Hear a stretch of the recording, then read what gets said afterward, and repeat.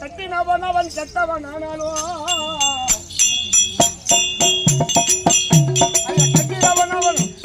கட்டினவன் மட்டும் கெட்டவன் ஆனாலும்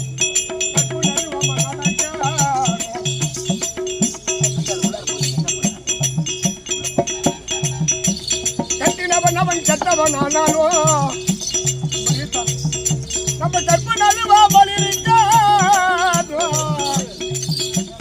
பொண்ணா பிறந்த புதியில பேர் எடுக்க